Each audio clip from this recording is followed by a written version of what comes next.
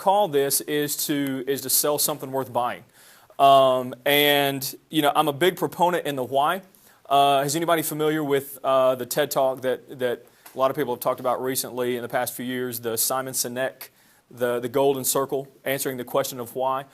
If you haven't seen that, it's all over YouTube. It's probably about 15 to 18 minutes. It is well worth your time, because the idea is that everything comes back, or should come back, to the why. Not the how, not the what, but if you start with the why. And closest thing that we might be familiar with is starting with the end in mind. We do a lot of talking about starting with the end in mind, and that's kind of what the why does. The why answers the question of what you're going to do and how you're going to do it. So I like to always kind of set everything up. Why for this is, and something again that I feel pretty strongly about, your classroom should not be about content delivery.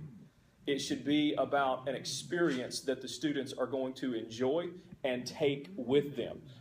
So, like I said, it's no one ever came back to see classes that they graduated from because of necessarily the content that was delivered. They come back to see the teachers that remind them of the experience that they had in the classroom, and it really comes down to culture. I'll give you an example.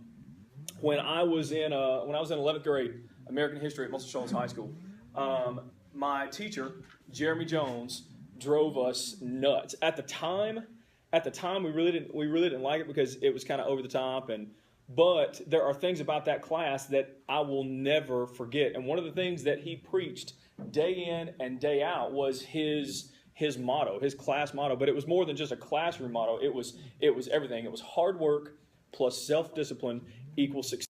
I heard that at least, almost daily in his classroom, but because of that, and it's bigger than just his classroom. And that was another important thing about the culture that he created in his classroom, was that that statement transcends just doing well in American history. Okay, and as a result, we all talk, and I've seen him since then. And as soon as I see him, that comes to mind. And I have never forgotten that phrase because it stuck with me so much. Because like I said, it was part of the culture of his classroom. Now, it's really important that we don't miss the root word of culture. What is it? Cult. Okay? And I'm not really, I'm kind of making light of that. But what we're talking about is, creating a cult in which you are the cult leader. I know cult leaders don't always have the best connotation. I've got a meme up on my board in the band room. As you come in on the right, it says band director, because dictatorial cult leader is frowned upon. But in your classroom, that's kind of how you have to think in order to create a culture. Okay, and how do you get people to be a part of your culture or a part of your cult? You brainwash them.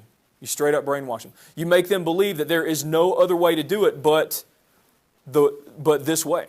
Right? That this is the only way, and you don't give them a choice. Okay?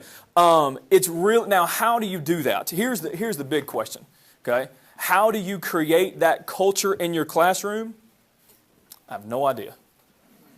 And what I mean by that is I can tell you how I've created it in my classroom that answers the question of why I do what I do, but I can't tell you how you create that in your classroom that answers your question of why. Because if it doesn't come from your why, it will fail every time.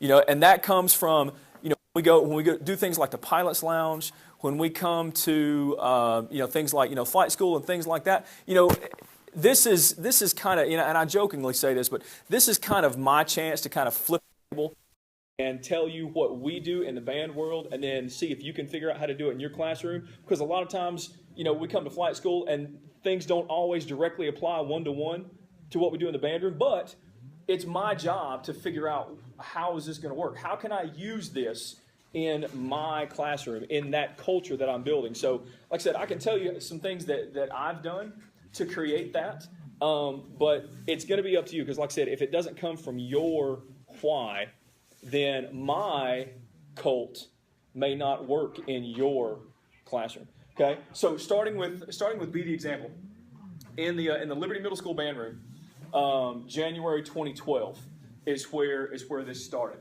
And let's see, I know some of you who has been here since the doors opened. Okay, yeah, we have a few, we have a couple.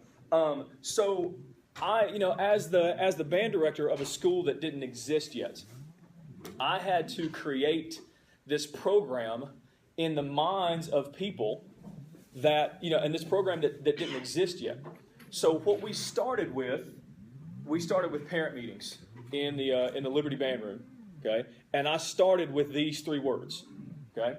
These 3 words for us in our band program answer every question, okay? It is the cult motto, if you will, but it's become more than a motto. It's become a little more like a mantra. Okay, think about a motto, but a mantra carries a little more weight. There's more conviction behind it, and this answers all of our questions. It answers how we're going to do things. It answers what we're going to do. So our mantra has been from the beginning: be the example. How are we going to rehearse? How are we going to put our instruments away? How are we going to perform? How are we going to wear the uniform? How are we going to conduct ourselves in classes that aren't band classes? All of those things, it comes down to establishing that cult of personality among band members. I want them to be able to say, when someone asks them, where do you go to school? I go to James Clemens. Oh, what do you do? I'm in the band.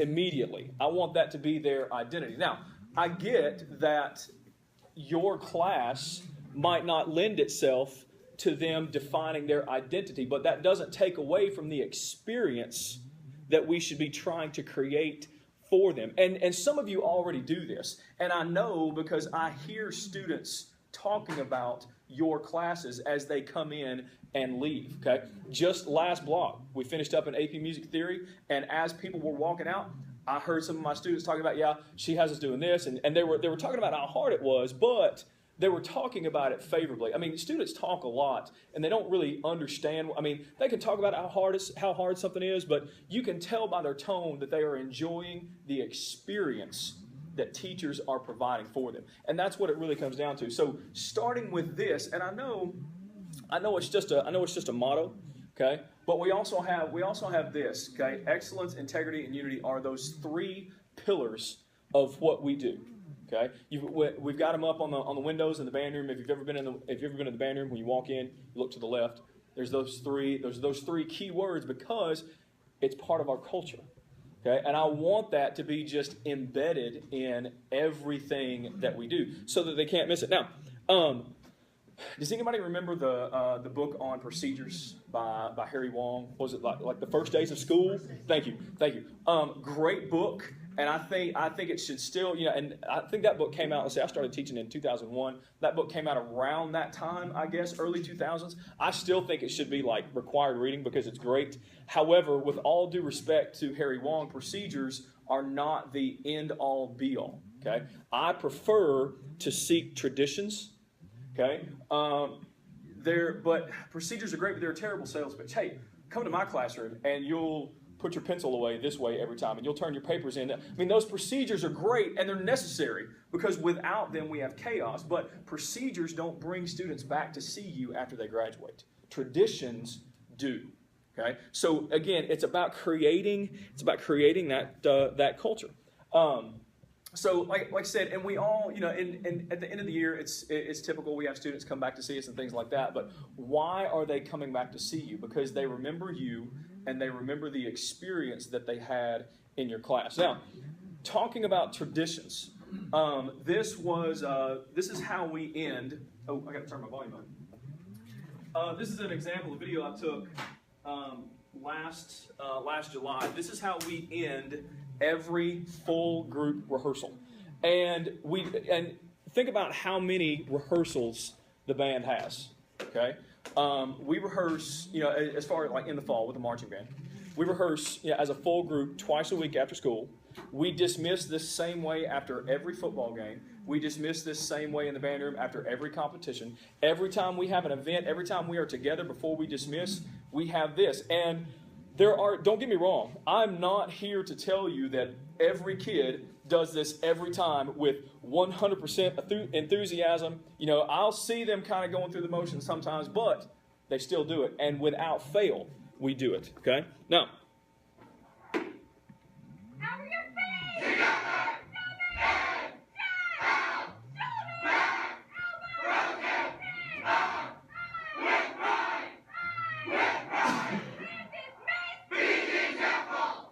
okay, now, is that a big deal to you guys? Probably not. And that's okay. That's okay. But this is a tradition.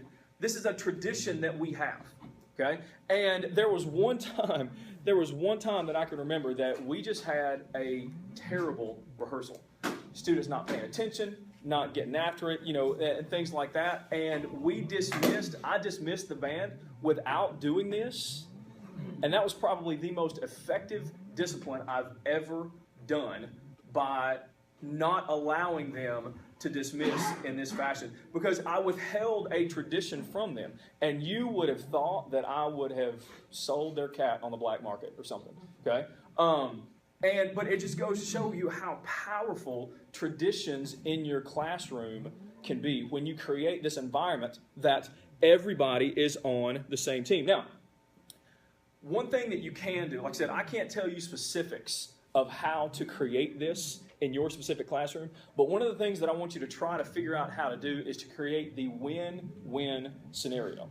Okay? One of the things that I love about band is that we operate on the win-win. When we go and we're evaluated or we compete or whatever, we are competing as one unit. There are no individual scores. Okay? Everybody, and because of that, in other words, if I'm in the trumpet section, for me to win, however you define winning, I'm not talking necessarily about trophies, I'm just talking about being successful, okay? However you define winning, in order for me to achieve that, everybody else on the field has to achieve that, okay? I don't get to succeed on my own in band, in this win-win environment, okay? So that makes me personally invested in the people around me, and it makes them personally invested in me. Now, imagine what we could do if we could create that win-win environment in your classroom. It's difficult. I get that, because you have 25, 30 students, where student A making a grade on his or her test has no impact on student B making a grade on. And I'm not saying it should be. Okay, I'm not talking about group grades and everybody's thrown in together. What I am talking about is group achievement. Okay, if we can come up with a way to get everybody on that same team, then we start having investment in what other people are doing in the class. Okay, so picture that win-win environment. Now, I don't know what it looks like for your class. And like I said, if you relegate it to, hey, if we can all do this, then we'll get this frivolous thing at the end of the class where nobody cares. It's not going to work. It's got to be meaningful. It's got to be something that is valuable to each person, and it's got to be something that motivates each person to want to work toward that goal. How many of you remember the movie Stand and Deliver? Great movie. Okay, that movie, what that teacher did, and for those of you that aren't familiar, real life story of a teacher in South Central LA, I think it was, teaching math to basically people that had no business doing what they ended up doing. And he walks in, and his expectations are through the roof. And Dr. Clayton talks about if your expectations don't scare you a little bit, then they're not high enough. He starts naming his expectations to the administration. They laugh at it. They're like, "There's no way." He says, "I want to start teaching calculus." And he gets laughed at. But what he does in his classroom, he creates that culture of not only does each student want to succeed, they want the whole class to succeed. And the end result is that they all pass the AP exam in the advanced math. It might have been calculus, but it was just incredible expectations. But it wasn't just expectations. It was about creating that culture of we want everyone to succeed. Like I said, I don't know how you do that in your classroom. I can tell you how we've done it in band, okay? But I can't tell you how to do it in your classroom, because you are the content master. You are the cult leader, okay? But I can tell you that when you figure that out, when you tap into this team mentality in your classroom where everyone has some sort of investment in what's going on in other people's progress, things start to change. Things start to change, okay? Because I've seen it so many times in different areas. So, like I said, something that we've already talked about. I can't tell you how to do it in your classroom, but this is also not me talking and lecturing the whole time, okay? Because I want to hear, because some of you already do this, okay? Some of you have already thought, okay, well I'm doing this and I'm doing this and this has worked for us.